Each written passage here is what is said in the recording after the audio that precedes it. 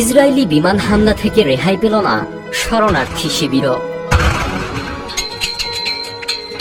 কিছুদিন আগেও যে ভবন ছিল ছোট ছোট ফিলিস্তিনি শিশুদের পড়ালেখার খেলাধুলায় মুখরিত, ইসরায়েলি হামলায় তা এখন গুড়িয়ে গেছে মাটিতে। ধ্বংসস্তূপের মাঝে এখন নিজের সন্তানকে খুঁজে ফিরছেন এই অভাগী মা।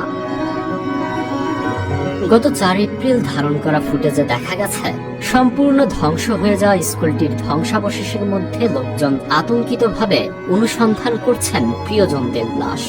গাজা শহরের উত্তর পূর্বাঞ্চলের তুফা এলাকার এই স্কুলটি শরণার্থী শিবির হিসেবে ব্যবহার করে আসছিল নিরীহ গাজাবাসী।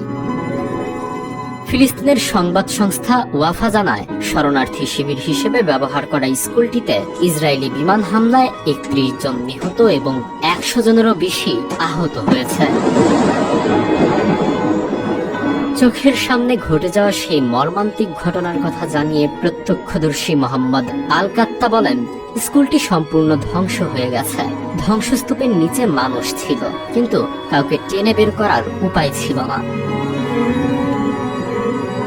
আহত সাংবাদিক ইউসুফ হাসনার স্ত্রী আসমা জানান, তার স্বামী অসুস্থ ছিলেন।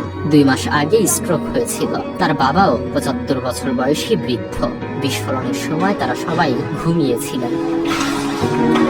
ইসরায়েলি সেনাবাহিনী এখনো এই হামলার বিষয়ে কোনো মন্তব্য করেনি। তবে বৃহস্পতিবার তারা জানায়, গাজা শহরের হামাস কমান্ড এবং কন্ট্রোল সেন্টারে প্রধান সন্ত্রাসীদের লক্ষ্য করে অভিযান চালানো হয়েছে এবং নাগরিক হতাহতের ঝুঁকি কমাতে প্রয়োজনীয় ব্যবস্থা নেওয়া হয়েছে।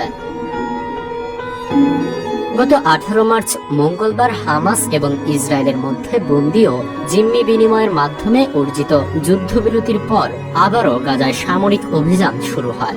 গাজা স্বাস্থ্য মন্ত্রণালয়ের তথ্য অনুযায়ী নতুন করে শুরু হওয়া এই অভিযানে এখন পর্যন্ত 1249 জন ফিলিস্তিনি নিহত এবং 3022 জন আহত হয়েছেন।